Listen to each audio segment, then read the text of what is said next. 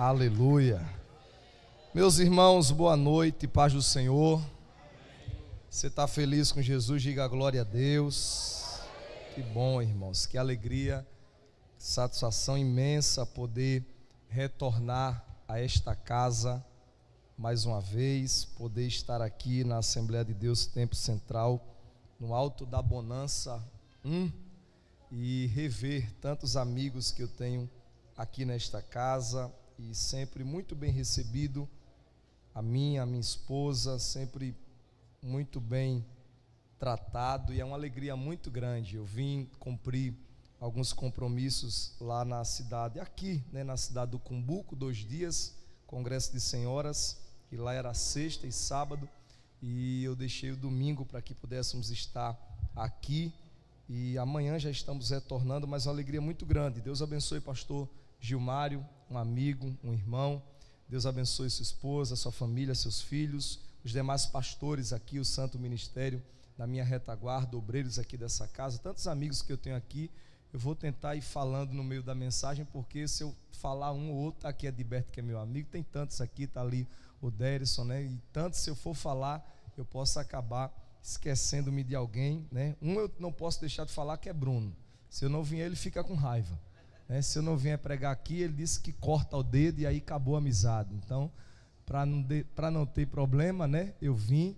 Hoje não teve nenhum futebol, não teve nenhuma brincadeira, então está todo mundo em paz, Teve 2 obreiros ali que me enquadraram, disseram: quando é que o senhor vem jogar? A gente somos o zagueiro aqui, pronto para pegar o senhor aqui. Ele está repreendido, então, enfim. Mas é uma alegria muito grande, irmãos. Faço-me acompanhado da minha esposa, conforme foi muito bem apresentada. Hoje eu tenho aqui 2 tias amigas, uma é a mãe e outra é a irmã do casal que me hospedam aqui em Fortaleza, aqui no Ceará, que é o Rubem. Não sei se ele vai chegar ainda a tempo, mas acredito que sim, com a esposa dele, estão aqui me acompanhando também. E o meu desejo é que na noite de hoje, nesse último culto da família do ano, Deus ele possa falar uma vez mais aos nossos corações. Eu vou lhe pedir, por favor, a abrir a sua Bíblia no livro de Neemias, capítulo de número 4. Abra sua Bíblia, por favor. Meu tecladista já sabe que eu vou lhe aperrear, O senhor não quis sentar, então vai ser eu, o senhor em pé aqui e o restante da banda sentado aí, tá bom? Neemias, capítulo 4. Eu não sei se o sonoplasta está ali, é Isaías, Isaac, dá mais um retorno para mim, querido, por favor. Não que o som esteja ruim, o som está ótimo, só minha voz que está cansada. Pode subir mesmo aí, para que eu possa usar ela numa capacidade bem menor. Na hora que precisar, eu subo mais um pouquinho, só mais um pouquinho de retorno, para eu manter o microfone nessa distância, tá bom? Neemias, capítulo de número 4. Vamos ao texto bíblico, igreja. Essa é a palavra do Senhor para nós aqui hoje. Neemias, capítulo 4. Nós iremos ler do verso 1 por diante. Toda a igreja, nós iremos acompanhar também ali no telão. Nós iremos ter o recurso do Data Show ali e aqui. Então aqui o púlpito acompanha comigo ali, e aqui a igreja também acompanha, tá bom? A igreja também acompanha. Neemias capítulo 4, verso 1. Mas está ótimo esse é melhor. Neemias capítulo 4, verso 1. Esse é melhor. Esse é melhor. Tá com raiva de mim, Isaías? Isaac, me dá o outro microfone. Pelo amor de Deus, Na próxima eu já sei. Quando eu entrar, vou passar ali, vou pegar logo esse, vou guardar, Tá resolvido. Neemias capítulo 4, verso 1, diz assim a palavra do Senhor: Todavia sucedeu que, quando Sambalar ouviu que nós edificávamos a muralha, ele ficou muito enfurecido e teve grande raiva dos judeus e zombou de todos eles. E ele falou diante dos seus irmãos e do exército de Samaria e disse o seguinte: o que fazem estes fracos judeus? Por acaso se fortificarão? Por acaso acabarão eles a obra em um dia? Reavivarão eles as pedras dos montes que estão queimadas? Ora, Tobias o amonita estava junto a ele e disse: deixa eles trabalharem, basta apenas uma raposa subir e toda a muralha será derrubada. E Neemias orou e disse: Senhor, nosso Deus, ouve-nos, estamos sendo colocados como vergonha ou opróbrio na terra do nosso cativeiro, sobre as nossas próprias cabeças. Não cubras a iniquidade deles, nem apagues o pecado deles, pois eles têm provocado a ira diante daqueles que trabalham. Assim, nós edificamos toda a muralha, e ela chegou até a metade, porque todo o povo tinha em mente o trabalho. Vamos repetir essa expressão? Diga comigo: todo o povo tinha em mente o trabalho. Vou continuar.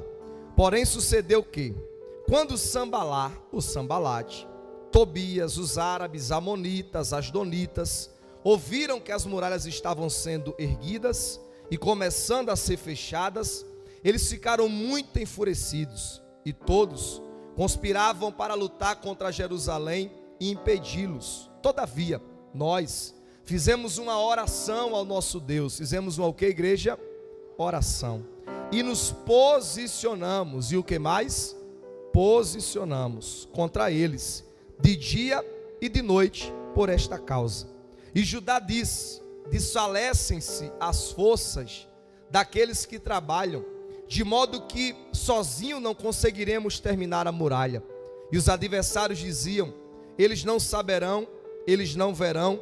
Entraremos no meio deles e mataremos a todos e cessaremos esta obra.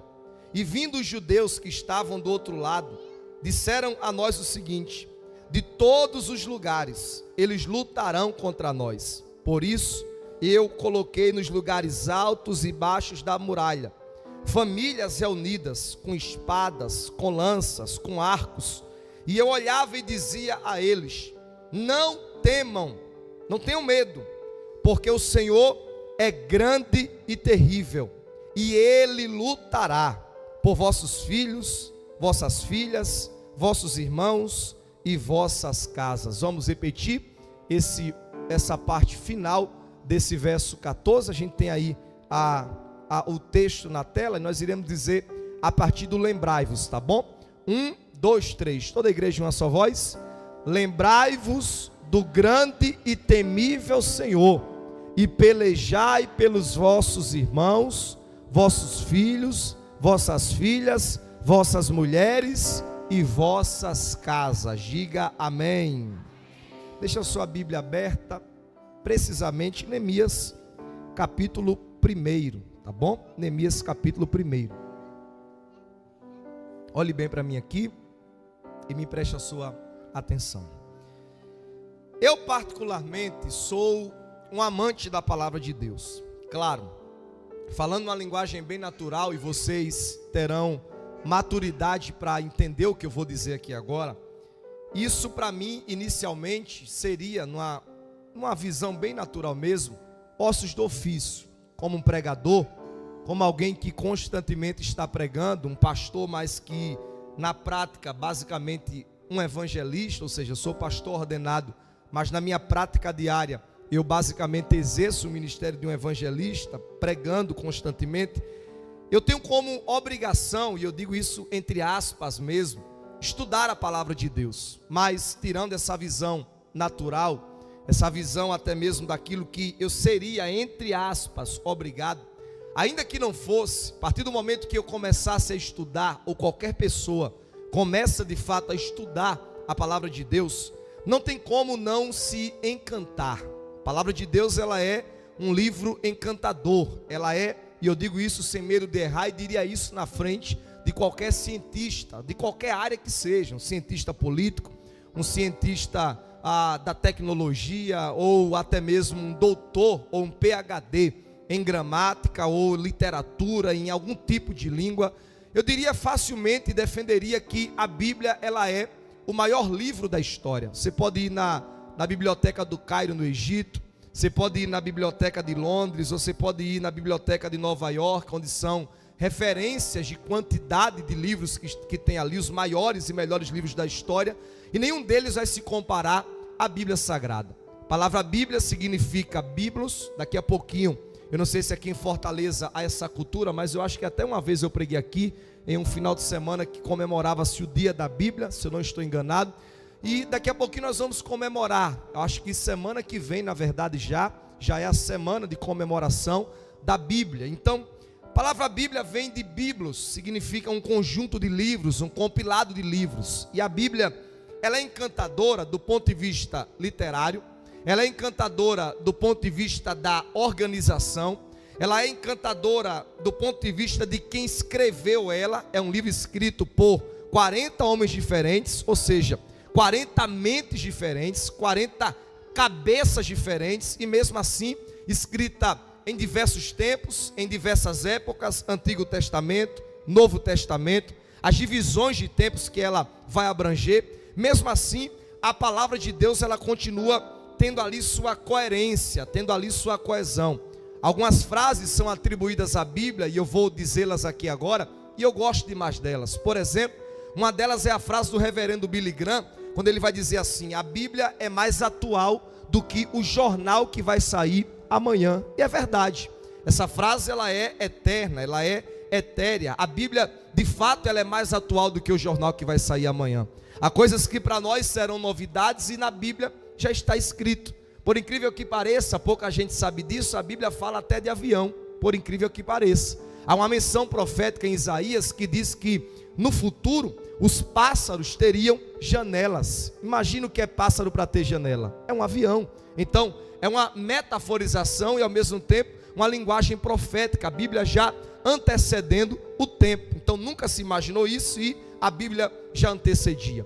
Alguém também disse sobre a Bíblia uma frase que eu gosto muito, eu encerro nesta frase aqui, diz que ela é o único livro da história que aonde você abrir, aonde você lê ele, o autor estará presente. Você pode estar na Unimed numa madrugada diante de uma enfermidade muito grande. Se você abrir a Bíblia ali sozinho, no momento de agonia, de preocupação, sem muita perspectiva, sem muita expectativa, o autor estará presente. Você pode estar num dia de festa, de alegria. Se abrir a Bíblia, o autor estará presente. Você pode estar na beira-mar de Fortaleza, comendo um peixe com a sua família, descansando, praticando a espiritualidade do descanso e vendo um momento de alegria, de paz. Se abrir a Bíblia ali, você está presente. Não importa, não tem hora, não tem dia, não tem momento, não tem local, não tem geografia, não tem topografia, não tem ambiente. Aonde eu abrir ela, sendo no monte ou numa caverna, sendo num lugar recluso, isolado e fechado, ou sendo num lugar aberto, sendo no meio de uma multidão, aonde eu abrir, o autor dela estará ali presente. Então, esta é a palavra de Deus. Em resumo, haveria muita coisa para falar sobre ela,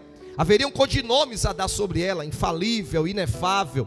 Então, a palavra de Deus, ela é encantadora. E por que eu estou dizendo isso? Estou dizendo tudo isso, por exemplo, por causa do que eu quero construir com você aqui agora. Preste bem atenção.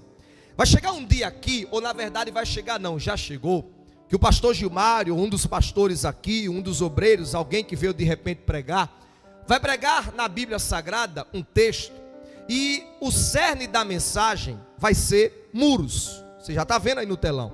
O cerne da mensagem, ou seja, a gema literária, a palavra principal será muralhas. E, claro, vai abrir um texto bíblico. E de repente nesse dia, a pessoa que vai pregar sobre muralhas, acho que você já percebeu que em Neemias eu não tenho muito para onde correr. Ou seja, a mensagem em Neemias é exatamente sobre isso. Tem como cerne, tem como gema literária a palavra muros, ou até mesmo a palavra muralhas. E vai chegar outro dia aqui que alguém vai chegar para pregar, ou o pastor mesmo vai pregar, como ele com certeza já pregou, e de repente vai pregar na Bíblia, vai pregar sobre muralhas, vai pregar sobre muros, porém vai pregar em outro livro desse livro, vai pregar em outro livro da Bíblia. E qual vai ser o livro? Um exemplo: Josué. E lá em Josué, o cerne, a gema literária é a mesma, mas a aplicação e o contexto é totalmente diferente.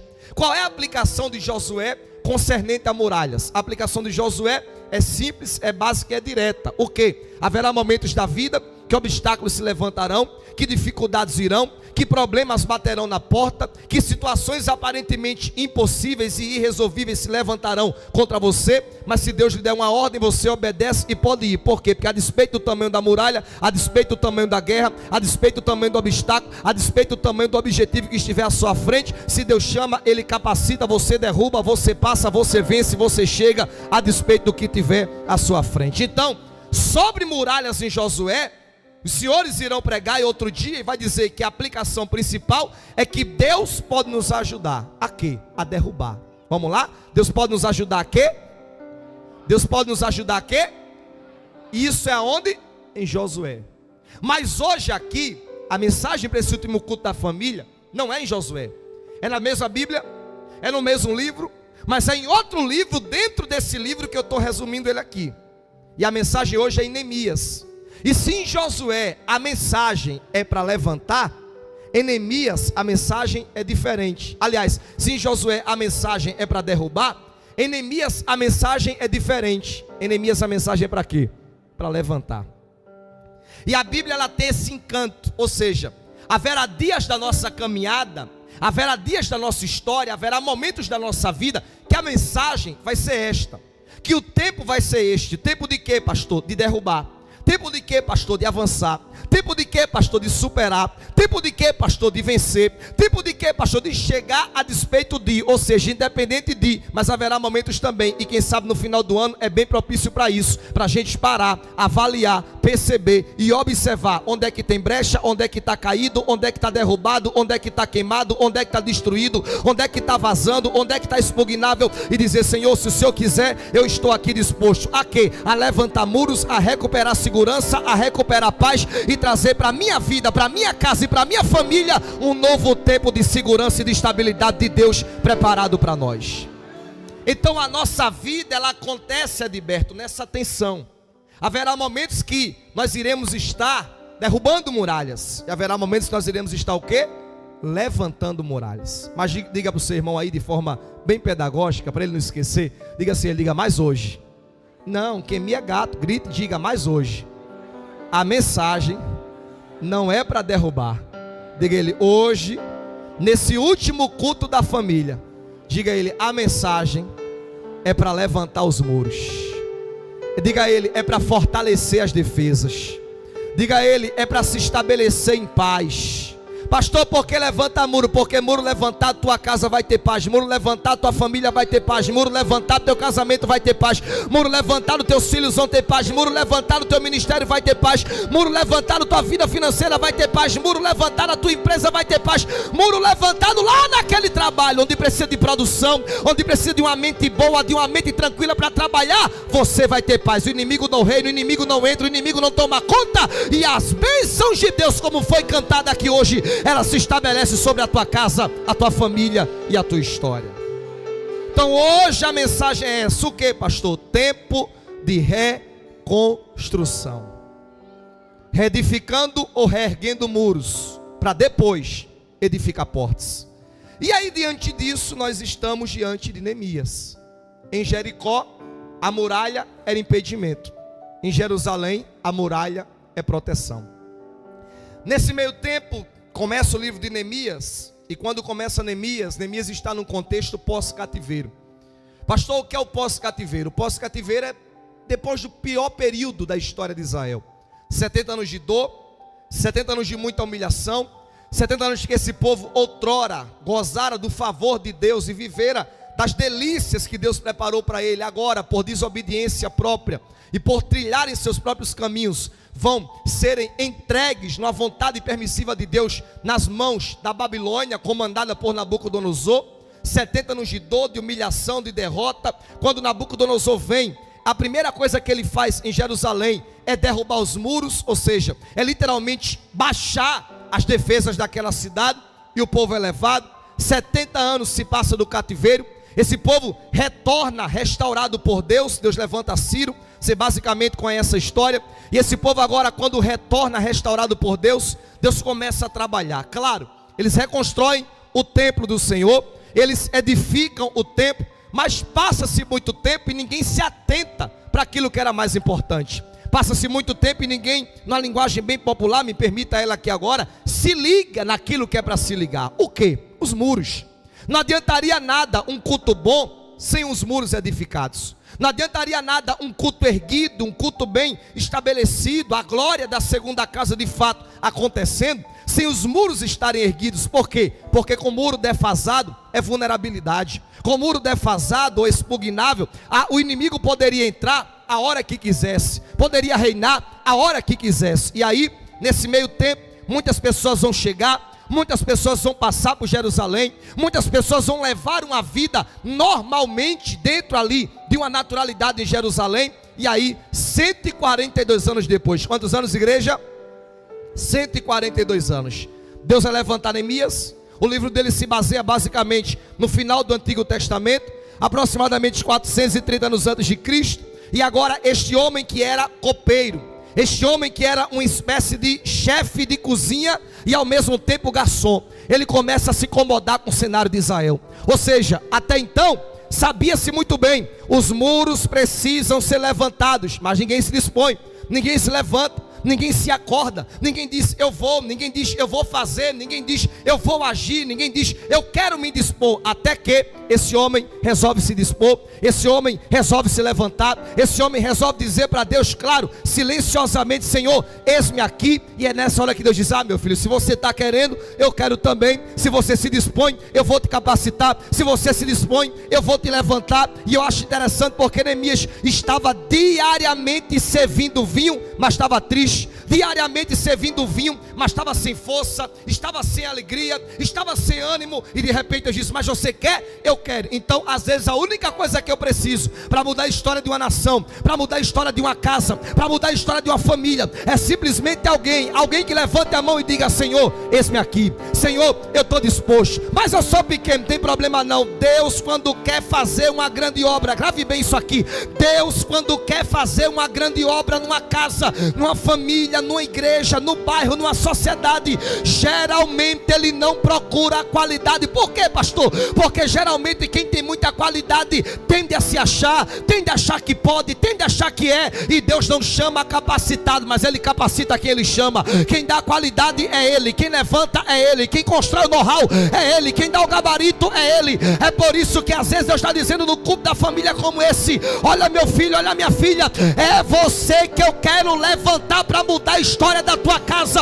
é você que eu quero levantar para mudar a história da tua família. E às vezes alguém está dizendo, pensando consigo: pastor, mas para mim não dá, por mim eu não consigo. Mas o céu te diz aqui hoje: para eu fazer, eu não quero qualidade, eu quero disponibilidade. Eu vou dizer mais alto: para o céu fazer, Ele não quer qualidade, Ele quer o que, pastor?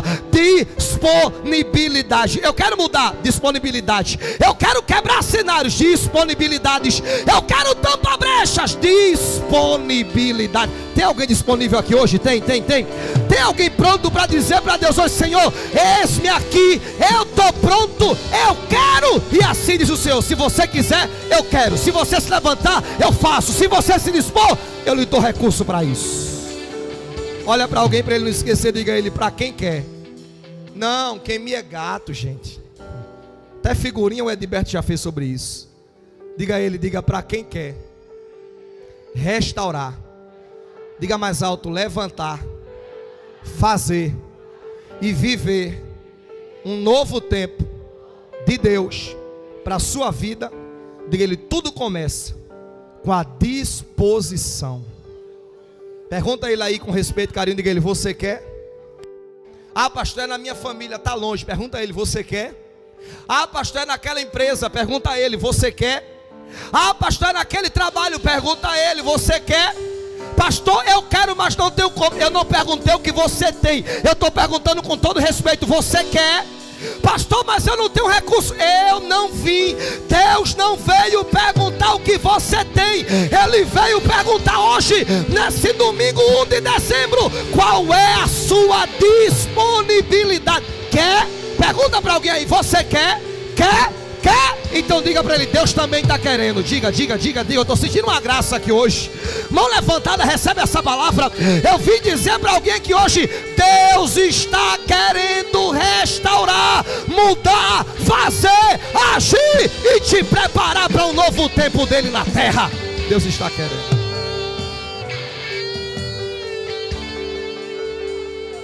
Diga para alguém, diga: Deus está querendo.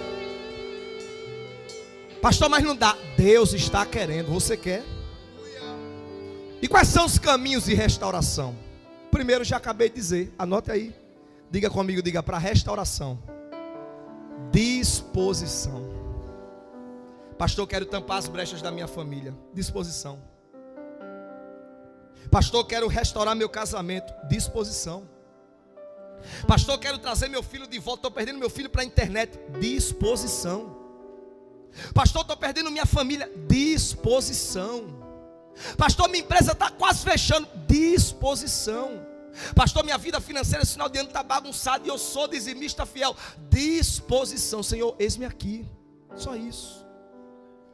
Neemias perdeu familiar, aliás, Isaías perdeu familiar, abalado, o reino abalado, e ele dizendo: eis-me aqui, envia-me a mim. Moisés é gago, mas estava dizendo para Deus: eis-me aqui.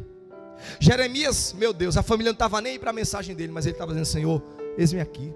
Ezequiel na beira do rio Quebar estava dizendo: Senhor, eis-me aqui. Todo mundo foi levado, mas eis-me aqui. Daniel na Babilônia, no meio de um monte de gente que não era do povo dele, mas dizendo: Senhor, eis-me aqui. Para Deus agir, Ele só quer isso. Primeiro, disposição. Segundo lugar, pastor, primeiro eu já entendi, se dispor. Disposição, disponibilidade. Segundo lugar, capítulo 1, Bruno. Quem está no Data Show? Aqui, pronto. Capítulo 1, verso 11. Primeiro, ele se dispõe. Primeiro ele faz o que, igreja? Primeiro ele faz o que, igreja? Se dispõe. Segundo lugar, verso 11. Ele ora. Senhor, esteja atento os teus ouvidos. Ao que? Oração. Ao que? A oração do teu servo. E a oração dos teus servos, que desejam temer o teu nome. Faz-me prosperar hoje, diante daquele homem. Me dá graça perante ele. Aí ele vem e diz assim: e eu era copeiro do rei. Só um adendo aqui. E o adendo é esse: eu era copeiro. Qual é o adendo aí? Eu era. Vamos lá. Que obra é essa que Neemias quer? Essa obra que Neemias quer, pastor Gilmário, é obra. E eu não estou falando aqui, pastores, de obra do ponto de vista espiritual, embora que também é uma obra espiritual. Mas eu estou falando aqui, obreiros, de obra. Que é obra aqui? Eu estou falando de carro de mão. Eu estou falando de pá. Não sei se tinha na época, que é uma coisa tão nordestina, mas inchada. Eu estou falando de tirar entulho. Eu estou falando de alguém que sabe assentar pedra, mexer massa. Sim ou não? Você está entendendo? Diga amém. Diga amém. Então Neemias precisava de quê? Primeiro, se ele é o líder de uma obra mesmo, do ponto de vista da alvenaria, se ele é líder nesse sentido, então ele precisaria, no mínimo, ter gabarito para isso. Ou seja, como se diz popularmente, know-how. No mínimo, um servente de obra, no mínimo. Ou um pedreiro, ou um arquiteto, ou um engenheiro, mas ele era o quê? Copeiro. Aí é que eu gosto de Deus, porque Deus não chama especialista. A gente deixa muito de fazer porque a gente acha que não pode. A gente deixa muito de fazer porque a gente acha que não tem como. A gente deixa muito de fazer porque a gente não tenta. Você não pode reclamar dizendo que Deus não quer fazer se você nem tentou. Vou repetir. Você não pode reclamar dizendo que Deus não quer fazer se você não tentou. Pastor, mas eu não tenho. Eu vou precisar repetir o primeiro tópico. Disponibilidade. Estou aqui, Senhor. Quem capacita é Ele, quem faz é Ele, quem levanta é Ele, quem prepara é Ele, quem dá capacidade é Ele, quem traz quem é para trazer é Ele, quem prepara o caminho é Ele, quem dá os gabaritos necessários é Ele, quem constrói um arcabouço, uma estrutura é Ele. E Neemias já entendeu isso. Aí ele vai agora com o primeiro tijolo. A disposição é o primeiro tópico, mas o primeiro tijolo dessa obra, sabe o que é? Oração. O que é que ele faz? Ora. O que é que ele faz? O que é que ele faz? Agora eu vou pegar essa oração e vou jogar com outra palavra para rimar com o que eu estou pregando. Conexão. E qual é a conexão aí, pastor? A conexão com o céu. Então essa conexão com o céu não começa com outra coisa. A conexão com o céu, ela é estabelecida exatamente com orar. Por quê? Porque quem ora melhora. O que a oração não fizer, nada mais faz. O que a oração não resolver, nada mais resolve. O que a oração não abrir, nada mais abre. O que a oração não desfazer, nada mais desfaz. O que a oração não levar, nada mais leva. O que a oração não trazer, nada mais traz. Ou seja, a oração leva, a oração traz, a oração tira de baixo e coloca em cima. A oração salva, a oração alcança, a oração destrava, a oração renova, a oração resolve, a oração refaz, a oração desfaz. O que a oração não fizer, nada mais faz. A oração me conecta com Deus. Se eu me conecto com Deus, eu me conecto com pessoas. Se eu me conecto com pessoas e com Deus, a vida caminha, a vida vai tendo ciclismo, ou seja, ela vai se tornando uma vida cíclica, vai se tornando uma vida abençoada, e Deus vai fazendo, vai agindo, e a minha conexão com Ele vai definindo as portas que é para abrir, as conexões que serão feitas e as bênçãos que Ele tem preparado. Tudo começa com a oração. Então Neemias ora, e ele ora sabendo: Deus, eu preciso só de uma coisa. O quê? Eu preciso prosperar diante do homem. Ele sabia que mesmo sendo copeiro, se ele fala com o rei, e o rei não tem favor a respeito da fala dele, ou seja, não autoriza, isso era uma estrutura da época, era um arcabouço civil da monarquia. Se o rei não autoriza ele, o que é que poderia acontecer? Simples, ele poderia ser demitido, deposto do reino e até mesmo morto. Então ele ora para falar com o rei. Prega comigo, ele ora para falar com quem? Ele ora para falar com quem? Capítulo 2, verso 1. Quando ele se apresenta, isso é o 11, no final, tá? Agora vê o 2, verso 1. Quando ele vai servir o vinho da alegria, e eu gosto disso porque ele está servindo o vinho da mas ele estava o quê? Ele estava o quê?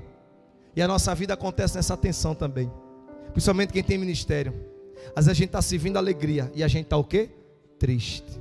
A gente está ajudando e está o quê? Precisando de ajuda. Está abraçando e está o quê? Precisando de abraço. Está estendendo a mão, mas quem está precisando de uma mão estendida somos nós. Às vezes não se espanta, tua vida com Deus às vezes vai ser assim. Como, pastor? Às vezes tu vai dar aquilo que tu precisa. E aí diz o texto que ele estava triste, o rei percebe, olha o verso 2. Olha o que é que diz o verso 2. O verso 2 diz que o rei olhou para ele e disse: por que está triste o teu rosto? Por que está triste o teu rosto? Olha bem para mim aqui. Quem aqui lembra por que ele ora? Qual o motivo principal da oração? Qual era o propósito principal da oração de Neemias? Uma oportunidade para falar com o rei, para falar com o...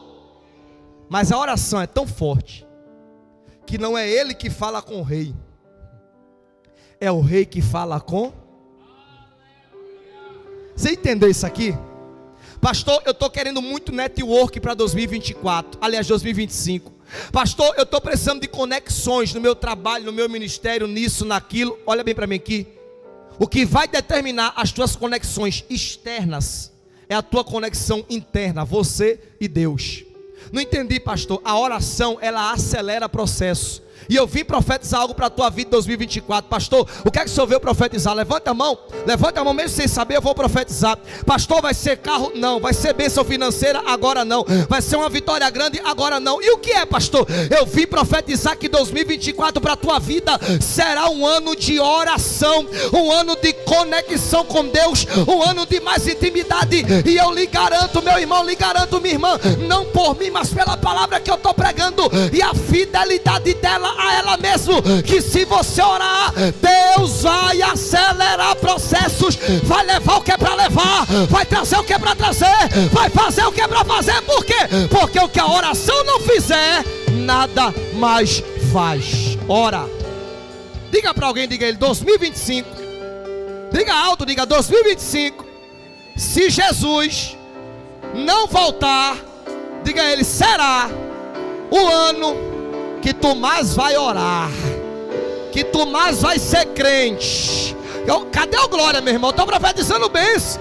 Que tu mais vai ter conexão com Deus, e tu vai ver, a bênção vai correr atrás de você, da tua casa e da tua família. Ora, primeiro, diga comigo, disposição. Segundo, diga comigo, conexão. Com quem?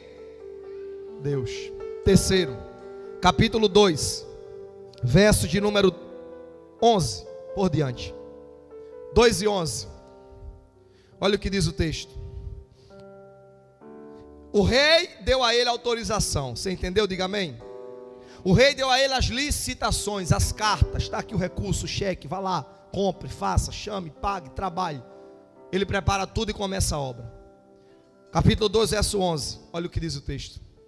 E cheguei a Jerusalém. Vamos ler juntos? 1, 2, 3. E cheguei a Jerusalém e estive ali quantos dias? 3, verso 12. E à noite eu me levantei, vamos lá? Eu e poucos homens, e não declarei a ninguém o que Deus pôs no meu, para fazer aonde? Olha bem para mim aqui. Faça assim comigo, diga, depois de hoje. Não diga depois de hoje. Faça assim, diga, o projeto que Deus está preparando, diga, vai ser grande. Faça assim. Agora você vai, isso aqui é pedagógico. Agora faça assim, diga, o projeto é grande, mas para dar certo tem que começar. O irmão ali chega e fez, é grande, mas tem que começar em si. Tem gente que quer lhe ver bem, só não quer lhe ver melhor do que ele ou ela. Vou repetir. Tem gente que quer lhe ver bem, só não quer lhe ver melhor do que ele ou ela. Pastor, e quando é que eu vou contar? Você vai contar quando der mais para esconder, quando tiver escancarado o que Deus está fazendo na tua vida. Diga amém. E ele levanta-se à noite, pastor Gilmário, sozinho. Chama pouca gente. E o texto vai dizer que não havia nenhum animal com ele. E ele começa a andar no animal que ele estava montado. Verso 13. E diz o texto que ele sai pela porta do vale, vai pela porta do dragão, vai pela porta do monturo. Aí eu gosto dessa frase. Olha a frase depois aí.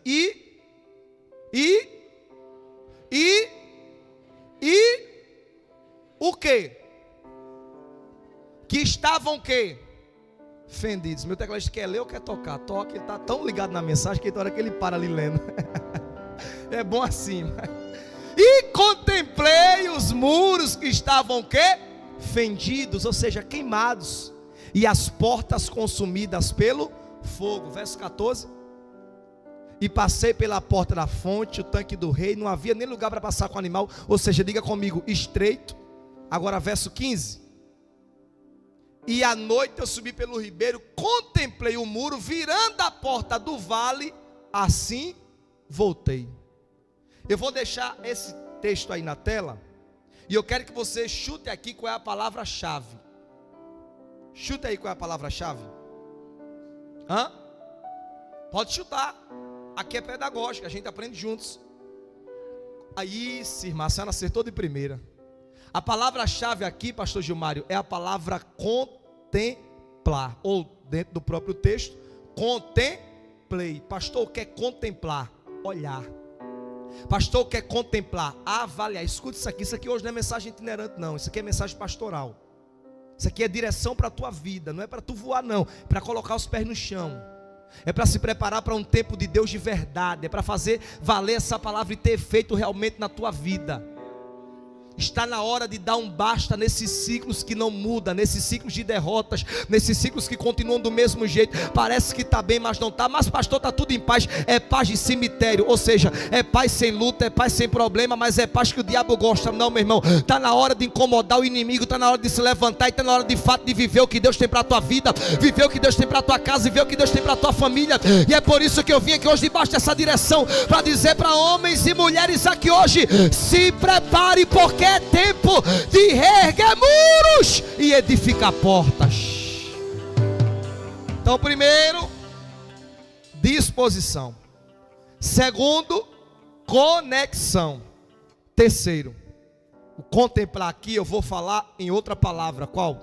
Avaliação. Diga comigo, diga disposição, conexão, avaliação. Ou seja, não há como restaurar sem primeiro avaliar. Construir é fácil, reconstruir é muito mais difícil. Fácil do ponto de vista da comparação, do paralelo entre os dois. Por quê? Porque para construir você pega a virgem, você pega na base. Para reconstruir, não. Primeiro, para reconstruir você tem que fazer o quê? Limpar. Você tem que fazer o quê? Tirar. Você tem que fazer o quê? Perceber aonde foi e aonde está os prejuízos. E aí Neemias ele começa devagarinho a avaliar. E aqui está a questão. Escute bem isso aqui, grave o que eu vou lhe dizer aqui agora. Isso aqui é chave e é ouro para a sua vida, para o ano que está chegando. Escute bem isso aqui. você e eu não estamos autorizados a começar 2025 sem primeiro avaliar os erros de 2024. E tem gente aqui que infelizmente já está até com a meta de 2025, porque quando chega dezembro, a gente faz assim, ó, joga. Não, já está aqui mesmo, né? Deixa para ano que vem, agora é só festa. Semana que vem tem a confraternização da juventude, depois tem a dos obreiros, depois tem a dos diáconos, depois tem disso. Então deixa para ano que vem, dezembro é só festa, né? A gente já joga para ano que vem. O problema não é jogar para ano que vem a meta de 2024, o problema é que tem gente jogando para 2025. Não só a meta de 2024, mas já tem meta que está se arrastando desde 2022. E a gente fica procrastinando, por quê? Porque não realiza e atrasa e protelando. Por quê? Porque pega o que não realizou e joga. Pega o que não realizou e joga. E a gente vive igual os dois ladrões da cruz. Um está preocupado com o passado e o outro está projetando só para o futuro.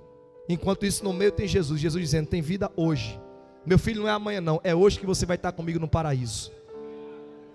E esse é o problema da gente. Mas Deus está dizendo aqui hoje é noite de parar. Hoje é noite de avaliar. Hoje é noite de reunir com a tua família, ou hoje ou amanhã, ou no decorrer da semana, ou no decorrer de dezembro, e dizer para a tua família onde é que nós estamos errando, porque está desse jeito, porque está dessa forma. Deus não nos chamou para isso, Deus não nos chamou para essa derrota, Deus não nos chamou para estar vivendo no limite, não. Eu vim dizer para a crente aqui hoje, olha homem, olha mulher, Deus não te chamou para viver no limite, Deus não te chamou para viver da forma que está, Deus te chamou para prosperar, para tu e tua família estar aqui reunida na presença, e você dizer literalmente, fazendo valer, eu e a minha casa serviremos ao Senhor. Mas para isso, diga comigo, avaliação. Só tem um detalhe, qual? É que na avaliação há um erro muito grave. E esse erro eu chamo da síndrome do Éden. O que é a síndrome do Éden? Adão peca, Eva peca, Deus vai falar com Adão. O que é que Adão faz? Foi a mulher que tu. Aí Deus vai falar com quem? Com Eva. O que é que Eva faz? Foi a serpente. Quem fez a serpente? Deus.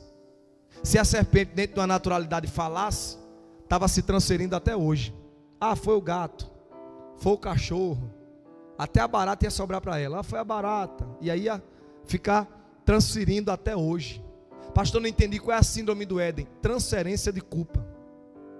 E transferência de culpa geralmente é desculpa. Pastor, não entendi. É que a gente avalia, e na hora de avaliar, se a gente não tem humildade. Pastor, o que é humildade? Humildade significa originalmente humus. Humus significa terra molhada, ou seja, terra pronta para receber semente e frutificar. Quem não é humilde não frutifica. Quem não é humilde não cresce. Quem não é humilde não dá frutos. Mas quem é humilde é a palavra descendo e crescendo, é a palavra descendo e ele se frutificando, é a palavra descendo e ele prosperando.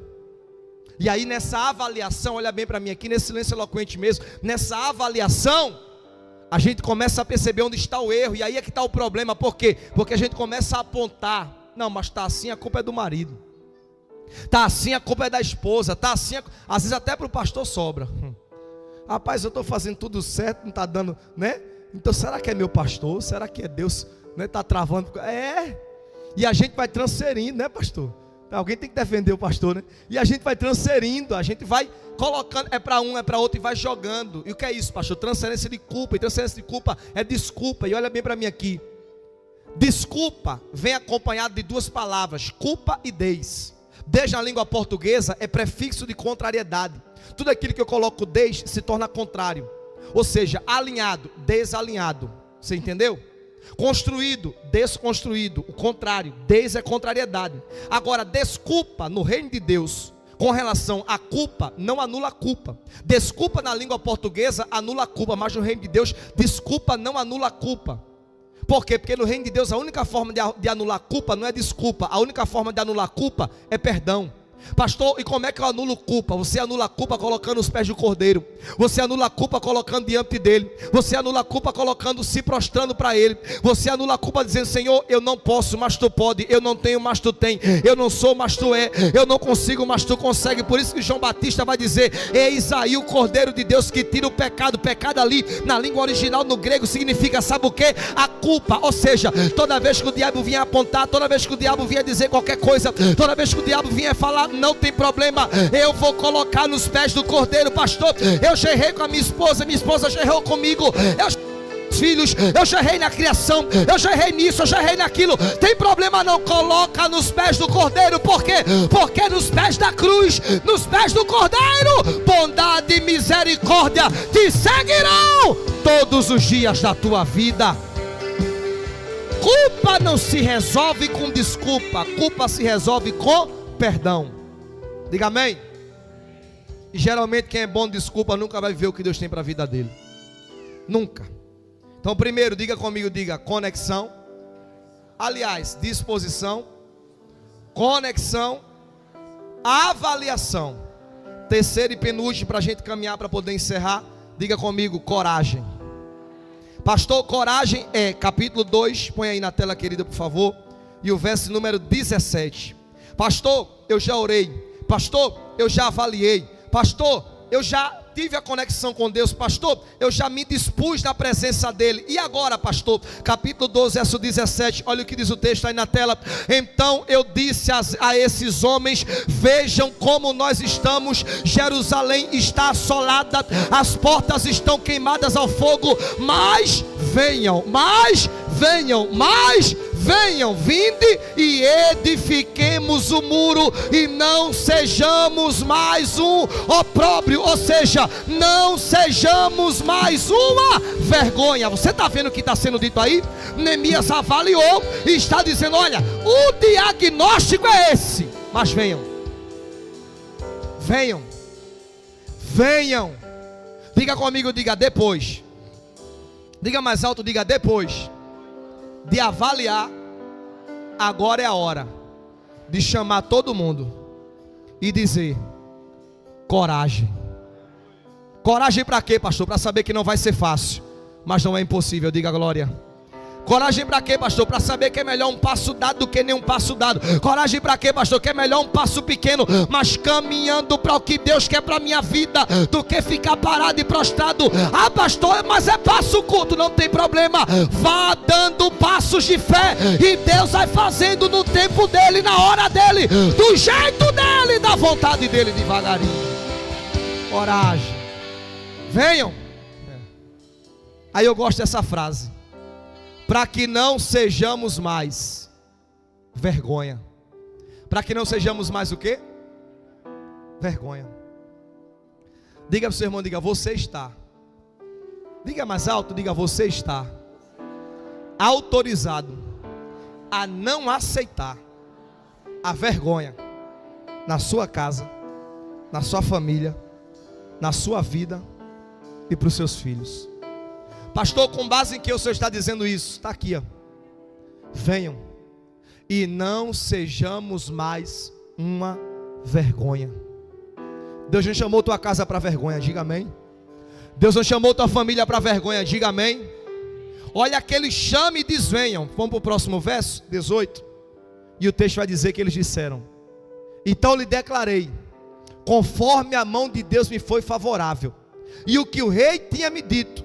Então eles nos disseram, eles quem? O povo dele: levantemo-nos e edifiquemos. E esforçaram eles as suas mãos para o bem. Diga comigo assim, diga: quando eu, não, diga alto, diga: quando eu disser para minha casa, venham, diga: eles dirão, vamos. Agora diga para onde, diga: às vezes o que está faltando é só isso. Diga ele: é você se levantar. Diga ele: é você se posturar. Diga ele: é você tomar a atitude e dizer: venham. Por quê? Porque é do venham que Deus gera o vamos. É do venham que Deus vai fazer. É do venham que Deus vai operar. É do venham que Deus vai dar força. Pastor, coragem para quê, pastor? Para saber que o Deus que chama é o Deus que capacita. Olha o verso de número 18 que ele vai dizer: e eles disseram vamos, e se encorajaram. Verso 19: porém, quando Sambalá ouviu sobre isso, eles começaram a zombar de nós e dizer: o que é que eles querem? Verso 20: mas eu respondi e eu disse o quê? O Deus dos céus céu nos fará prosperar. Ou seja, não vai ser fácil, mas levanta a mão lá em cima hoje, levanta e diga bem alto, de mão levantada, diga: o Deus dos céus me fará prosperar. Não vai ser fácil, mas Deus vai fazer prosperar. Não vai ser fácil, mas Deus fará prosperar. Vamos. Diga comigo, diga: quando eu oro. Diga mais alto: quando eu oro. Diga: quando eu avalio. Diga: quando eu assumo. Diga: Deus me dá poder para enfrentar o inimigo. Eu não sei como estão os muros da tua casa, mas o Senhor está dizendo hoje: eu quero levantar. Diga glória. Eu não sei como estão os muros da tua família, mas o Senhor está dizendo na noite de hoje, nesse dia 1º de dezembro, eu quero estabelecer hoje um marco de virada. E 2024 ainda pode ser o meu ano na tua vida e na tua história. Esse ano ainda. Diga comigo, diga: pastor, eu já entendi. Diga: conexão, disposição, avaliação, coragem. E agora, texto que lemos, Neemias capítulo 4. Neemias capítulo 4. Isaac, vê aqui para mim esse retorno, que eu acho que é o cabo dele, está fora. Neemias capítulo 4, é o texto que lemos. Verso 1, Neemias 4, verso 1. Todavia sucedeu que, quando Sambalá ouviu que nós edificávamos a muralha, ele ficou muito, olha aí, tá vendo? Ele ficou muito enfurecido, pronto. E teve raiva dos judeus. E ele zombou de todos nós. E disse diante dos seus irmãos: o que fazem, eu gosto dessa expressão, o que fazem estes fracos judeus? Permitirão isto? Sacrificarão? Pastor, o que é sacrificarão? Sacrifício é culto. Ou seja, ele está dizendo: será que vai ter culto? Será que essa história deles aí vai terminar em culto? Acabarão essa obra em um dia? Vivificarão as obras do monte? Verso 1 novamente. Eu gosto dessa expressão: ouvindo quem? Ouvindo quem? Ouvindo quem? Pastor, você sabe melhor que eu. Sambalá, que é o nome na língua original dele, Tobias, Gesem, Asdonita, Amonita, tudo que era Ita, pastores, estão em vários contextos do Antigo Testamento. São contextuais, estão ali inseridos, mesmo que não diretamente, mas eles não aparecem, não falam, não se dispõem. É só o copeiro largar a bandeja e começar a dizer: eu não aceito mais isso, eu não aceito mais a derrota. Que esse indivíduo começa a aparecer.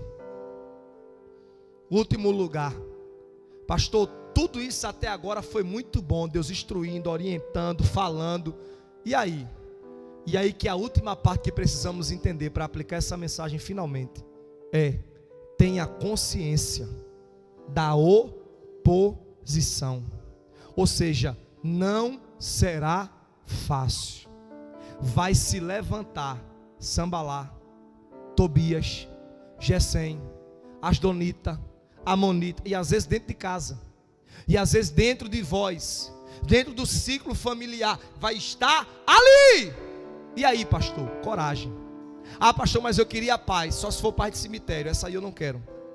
Lá não tem nada mais para resolver, não tem conta de banco, não tem fatura, não tem conta de energia, não tem conta de água, não tem mais nada. Lá já está tudo resolvido, já está tudo ok. Então paz de cemitério eu não quero. E qual é a paz do crente? A paz do crente não é nem a Pax Romana da época de Jesus, pastor. E qual é a paz do crente? A paz do crente é paz na guerra. A luta está difícil, a luta está complicada, a vida está complicada, e mesmo assim não tem problema. Quanto mais aperta, mais eu adoro. Quanto mais luta, mais eu adoro. Quanto mais dificuldade, mais eu adoro. Quanto mais afina, mais eu adoro. Quanto mais problema, mais eu vou dizendo como Paulo, açoitado em Filipos, amarrado em um tronco, e eu vou dizendo: alegrai-vos, alegrai-vos, alegrai-vos, alegrai-vos, alegrai-vos. Por quê, pastor? Porque minha alegria não depende do mundo, do final de semana, de quanto eu tenho no banco. A minha alegria está ancorada na eternidade, no Deus poderoso que me chamou. Acabou.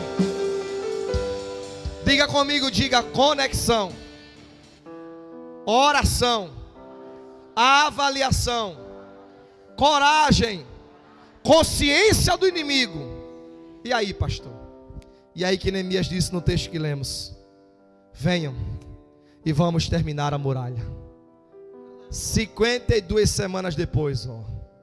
Quantas semanas? Já prepara o louvor, Bruno? 52, prepara o louvor. 52 semanas depois. Eu disse o que, gente? 52 semanas. Quase um ano. Quase um ano, pastor. Liderados por um garçom, o muro foi terminado. Ah, mas cansou. Não vai dar tempo. Deu tempo. Não vai dar certo. Deu certo. E quer ver o resultado? Põe o tema da mensagem novamente. Quer ver o resultado disso aí, de reedificar muros? Pergunta para o seu irmão da igreja: você sabe por quê? Diga ele aí, diga: você sabe por quê os muros são tão importantes? Diga: você sabe por quê? Diga a ele: você sabe por quê? Hoje a mensagem de Deus para nós é essa. Diga a ele: porque depois dos muros vem as portas. Tem porta para se abrir na tua casa, tem porta para se abrir na tua família, tem porta para se abrir no teu ministério, tem porta para se abrir na tua área empresarial. Eu não sei qual é a área, mas eu vim aqui hoje profetizar, declarar e dizer: há um tempo de paz.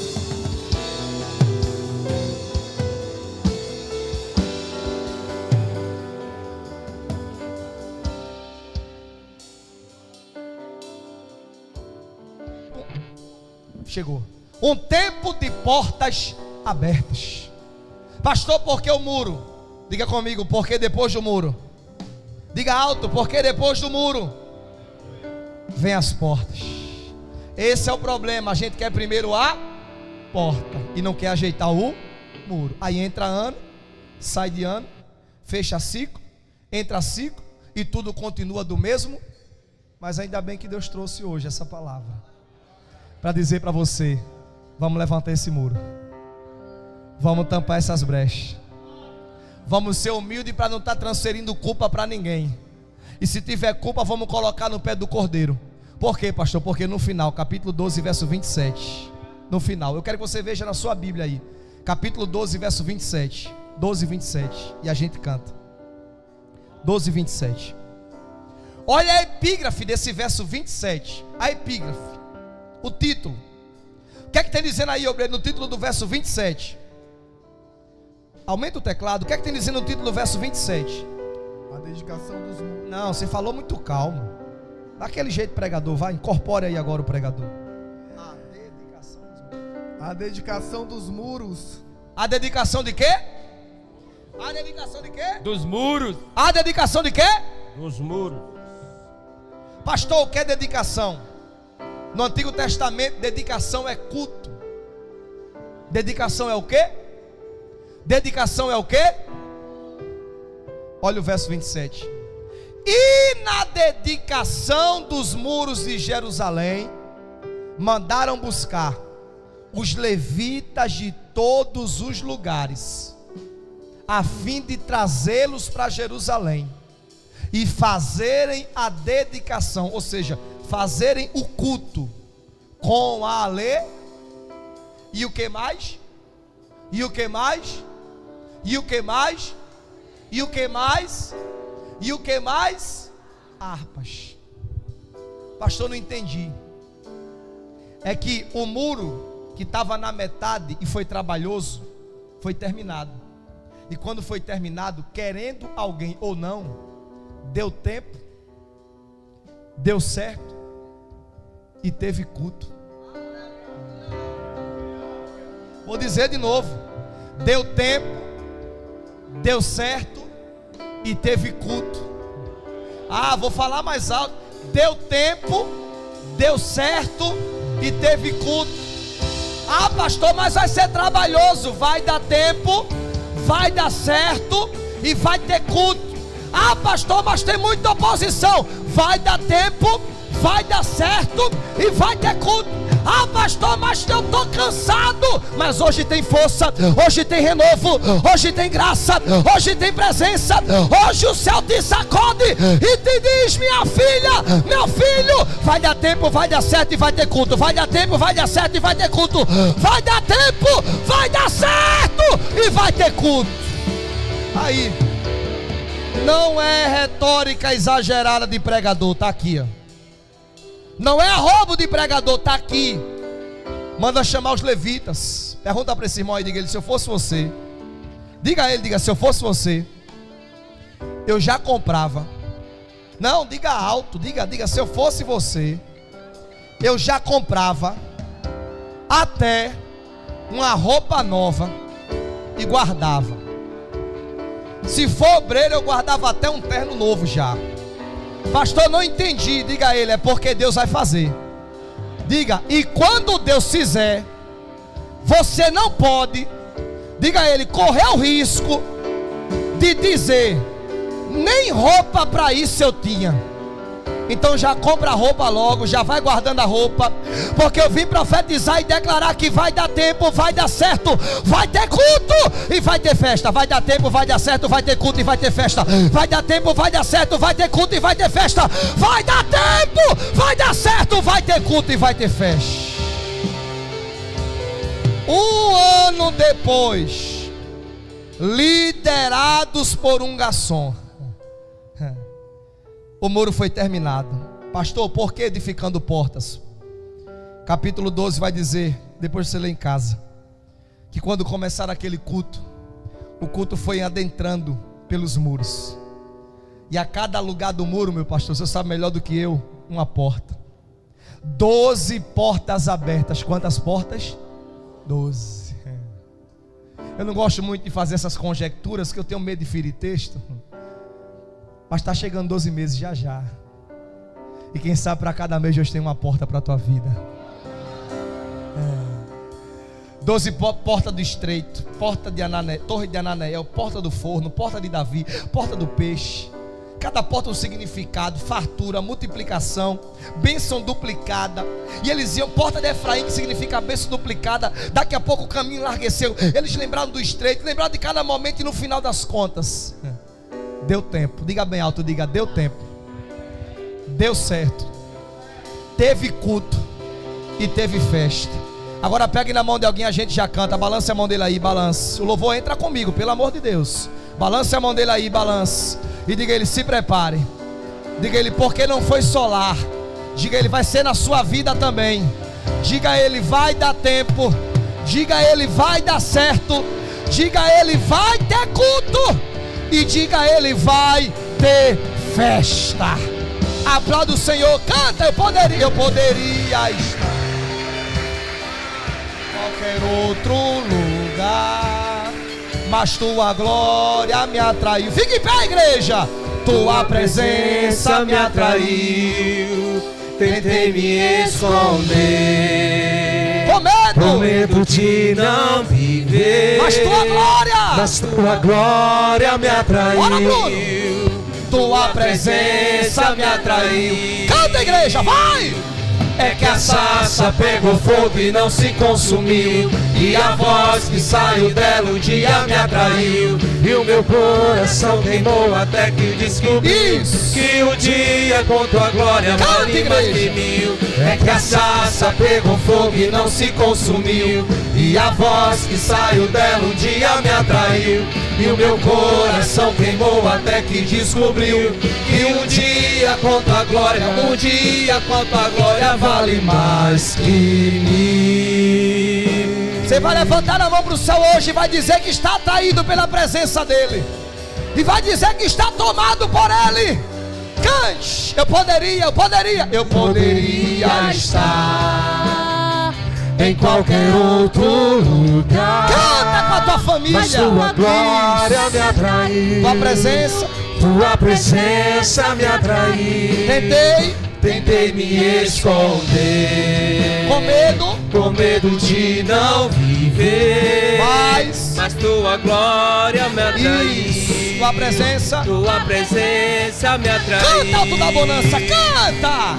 É que a sarça pegou fogo e não se consumiu, e a voz que saiu dela um dia me atraiu, e o meu coração queimou até que descobriu que o dia com tua glória vale mais que mil. É que a sarça pegou fogo e não se consumiu, e a voz que saiu dela um dia me atraiu, e o meu coração queimou até que descobriu que o dia com tua glória, um dia com tua glória vale mais que mil. Isso, enche o peito pra cantar, vai. Outro lugar, Jesus. Mão levantada, declara: atraídos pela tua presença, não me vejo sem a tua. Isso, a presença na tua casa, a presença no teu casamento, a presença na tua família. Abre a boca e adora Ele. Não me cansarei da tua presença, atraídos pela tua presença, não me vejo sem a tua presença. Atraídos pela tua presença, não me cansarei.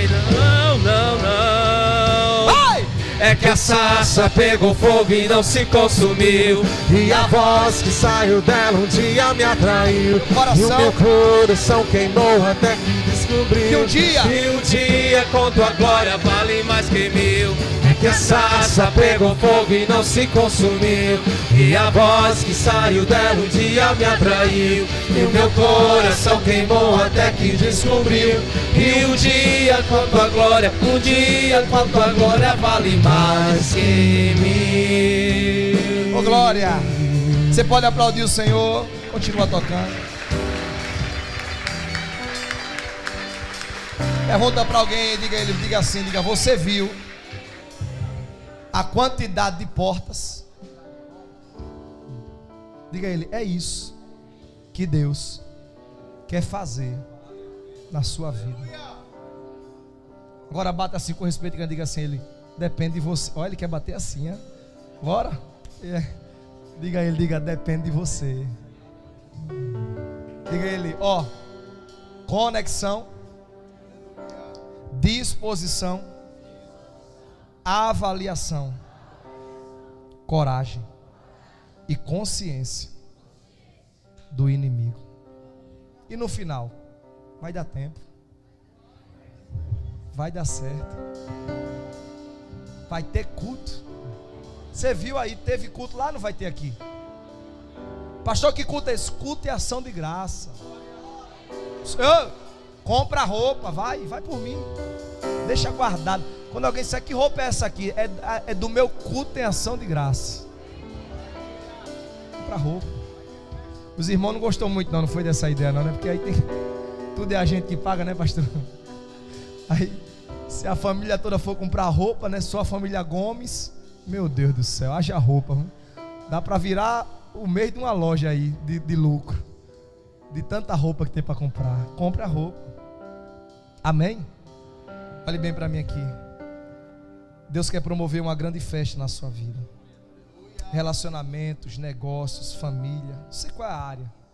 Que hoje você possa introjetar essa mensagem simples, mas a mensagem de Deus para a sua vida.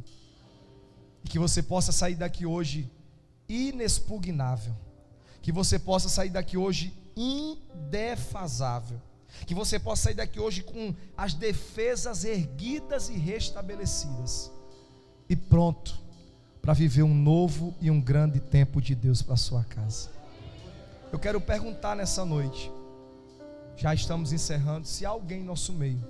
Pastor, eu ouvi o que foi pregado, eu ouvi o que foi dito, eu entendi essa mensagem, e eu queria hoje, não é amanhã não, é hoje, prepara o louvor aí, um louvor para convite. Eu queria hoje entregar a minha vida a Jesus. Eu queria hoje renovar a minha aliança com Deus. Eu queria hoje, em nome de Jesus, retornar para os caminhos do Senhor. Talvez haja em nosso meio alguém que está afastado. Talvez haja em nosso meio alguém que está distante dos caminhos do Senhor. E a hora para você retornar é esta. Pastor, eu entendi que a mensagem que o Senhor pregou falou muito com a igreja. E para mim, para você pode valer. Mas para quem hoje chegou aqui afastado, obreiros, ou chegou aqui sem nunca ter feito aliança com Deus, tem uma aplicação antes de tudo. Para o crente começa com a disposição, com a oração, com a avaliação, com a coragem, com a consciência do inimigo. Para o não crente começa com o quê? Com a decisão. E até rima. Eu fui só no ão, né? Até rima. Decisão. Decisões decidem destinos. E talvez alguém aqui hoje que ouviu essa palavra. E eu não preciso de muito, a decisão é sua. Jesus conhece. Cante, igreja. Interior também. Quantas vezes? Quantas Venha. vezes você Nós queremos orar por você. Venha. tentando acertar. Se houver alguém aí do seu lado, convide. Mas já tem uma vida vindo para Jesus. Você pode aplaudir o Senhor, aplauda Ele. Cante. Não importa pra onde você for. Isso, vem chorando mesmo. Já tem duas vidas aqui, né? Isso, fica com Ele. Ele apaga o seu Olha a terceira vida passado, vindo. Vem, vem, vem. E não desiste de você. Isso. Ele não desiste de você. Ele se importa. Ele se importa com você. Ele compreende o seu caminhar. Nunca vi um amor tão grande. Ele assim. não desiste. Ele não desiste de você. Isso. Ele se importa vem com chorando você. Mesmo, ele compreende seu caminhar. Nunca vi um amor tão grande. Cadê assim. a quinta vida? Ele não desiste. A sexta vida. Por você a gente atrasa, não atrasa, pastor? Por eles a gente atrasa. Eu acho que está vindo ali mais um. Vem, vem. Não importa, não importa. Canta, Bruno, vai, canta, não importa. Canta, igreja, vai. Não importa quem você é. Não importa o que você fez. Canta, vai, canta, canta. Jesus conhece o seu interior também. Quantas vezes? Quantas vezes você caiu? O quê? Tentando acertar. Mas a tristeza. Mas a tristeza e o desespero te fizeram chorar. Fica com ele, isso. Não importa pra onde você for. Se na escuridão da noite Ele apaga o seu passado. E não desiste de você. Ele não desiste de você. Ele se importa com você. Ele compreende o seu caminhar. Nunca vi um amor tão grande assim. Ele não desiste de você.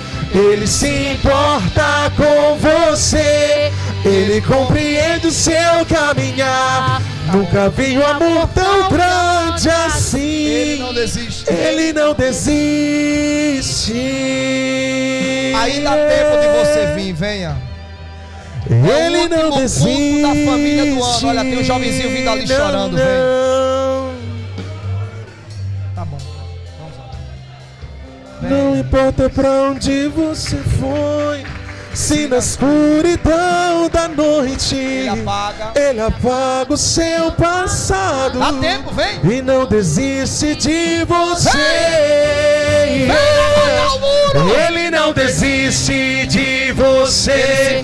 Ele se importa com você. Ele compreende o seu caminhar. Nunca vi um amor tão grande assim. Ele não desiste de você. Ele se importa com você. Ele compreende o seu caminhar. Nunca vi um amor tão grande assim. Cadê você? Ele não desiste. Há mais alguém? Olha bem pra mim aqui. Diante de tudo que você ouviu aqui hoje, não desiste. Faça esse bem a você mesmo. Venha. Pastor, mas eu estou esperando virar o ano. Não, venha. Talvez para você hoje Deus possa estar dizendo assim: feliz ano novo. Hoje 2024 pode começar de verdade em um mês. E depende unicamente de você. Venha. Venha. Venha. Seu pai lhe ama. Seu pai está lhe aguardando. A festa já vai acontecer. Ó, vocês aqui na frente. A festa já vai acontecer.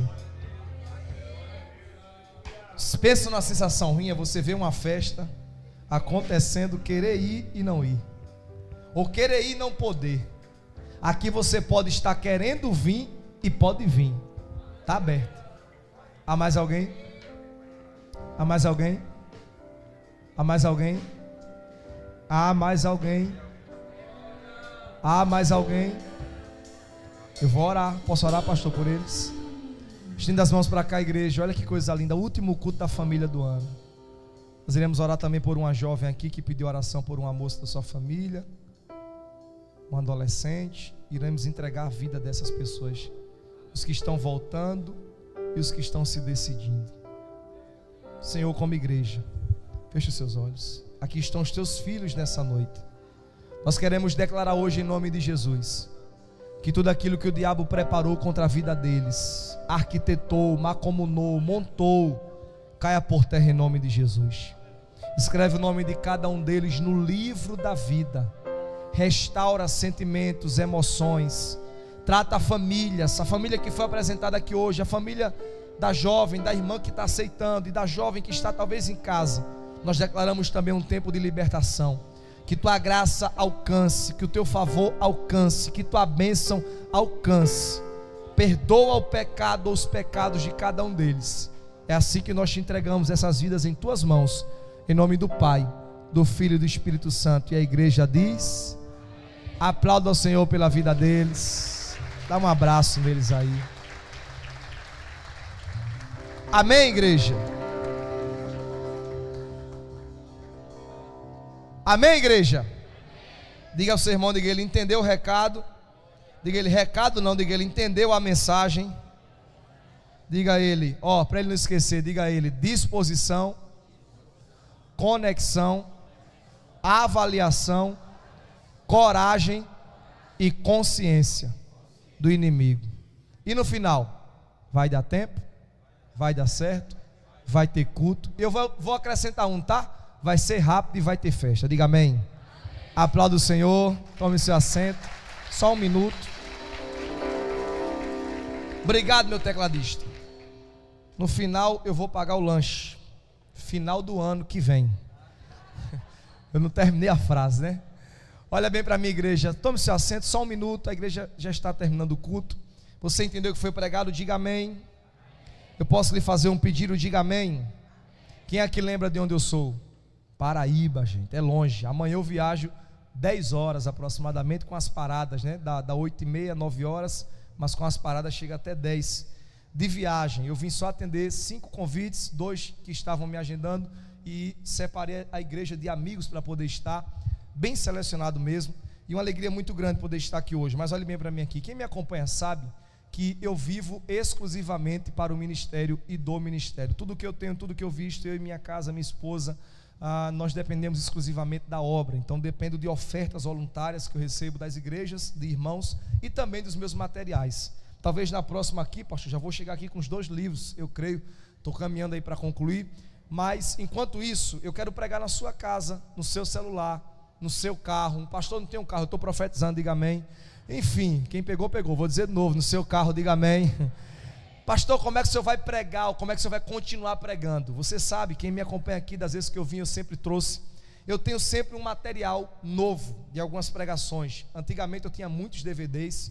Numa conta das de antiga para agora, eu já tenho mais de 160 mensagens gravadas em temas diferentes, para a glória de Deus. E o que é que eu fiz? Eu comecei a separar algumas mensagens. E eu não vendo mais DVD. DVD ninguém assiste mais. Mas eu tenho um MP3. Pastor, o que é um MP3? Olhe bem para mim aqui.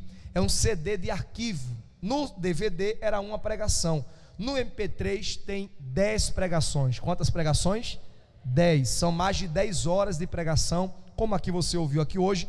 E eu tenho aqui um material muito especial nesse MP3. Pastor, não entendi ainda o que é um MP3. É um CD de arquivo que no porta-CD toca, no DVD toca, e se eu quiser colocar no celular, como o senhor falou aí, ou no pendrive, é só ir em qualquer lugar desse de Xerox, onde tem ali o computador, ou lan house, ou no shopping mesmo, você leva lá, leva o cabo, vai transferir rapidinho, e você vai ter no seu celular as faixas, tá bom? E que material é esse, pastor? Esse aqui é um material específico para final de ano, começa inclusive com essa mensagem. A mensagem de hoje, ela está aqui, é a primeira mensagem, e depois 10 mensagens de alinhamento espiritual. Pastor, o que é alinhamento? É isso aqui, ó. Tá aqui, você vai alinhar, você vai ajustar. São mensagens para direcionar a sua vida. Então, quanto custa, pastor? Essas 10 pregações aí, esse MP3, apenas uma oferta simbólica de R$20, tá bom? Antigamente o DVD era 10, uma mensagem aqui tem 10 mensagens por apenas uma oferta simbólica de R$20. E como é a forma, pastor? Dinheiro, claro, e tem aqui o Pix também, QR Code está aqui, é o celular ou QR Code, tá bom? Você pode me procurar ali fora, você vai investir na sua vida intelectual, espiritual, e você também vai estar abençoando, ou pode, se quiser, estar abençoando a minha vida, a minha família e o meu ministério. Amém, igreja? Pastor Gilmário, mais uma vez, minha gratidão. Meu amigo Bruno, aperrei vocês hoje, né? Meu tecladista, sobrou até para mim aqui do louvor também a bichinha, mas é assim mesmo, né? E deu tudo certo para a glória de Deus. Deus abençoe vocês e, se Deus permitir, até a próxima, em nome de Jesus. Amém.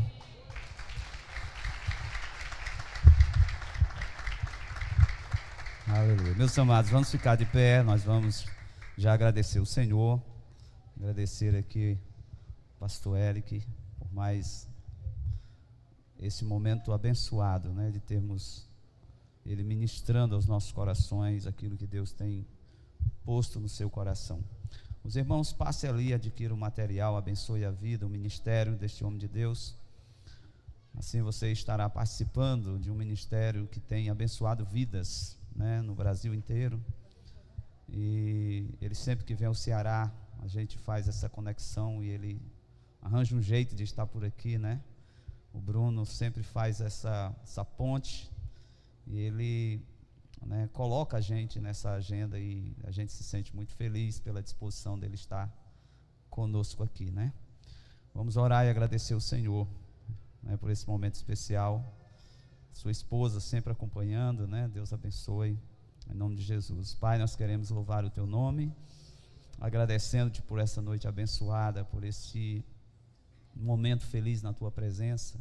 Te agradecemos não só por esta noite, mas por todos os dias que estivemos aqui, desde a noite de ontem, Senhor Deus querido, passando pela manhã, onde estivemos no nosso momento de confraternização de família. Te louvamos por tudo que o Senhor tem nos falado nesses dias, que a Tua palavra habite abundantemente em nossos corações, que o Senhor nos guie sempre, orientados por ela, para que possamos, Senhor, ter uma vida bem sucedida e abençoada. Te agradecemos, Senhor, por mais, Senhor Deus, um ano de trabalhos, de culto de famílias neste lugar. Te louvamos, Senhor Deus querido, por tudo que ouvimos nesses 12 meses de culto de família. Senhor Deus, que cada mensagem possa, Senhor Deus querido, ser revivida por cada um de nós, e que aqui possamos, Senhor Deus, de verdade, Senhor, viver com responsabilidade e dedicação a tudo que o Senhor tem ministrado em nossas vidas neste lugar. Assim, meu Deus querido, despede-nos em paz, debaixo de Tua bênção, o que nós Te pedimos, em nome do Senhor Jesus. A graça de nosso Senhor Jesus Cristo, o amor de Deus nosso Pai, a comunhão e as consolações do Espírito Santo seja com todos, desde agora e para sempre. Todos dizem amém. Deus abençoe a todos os irmãos. Os irmãos abençoem a vida do pastor, em nome de Jesus.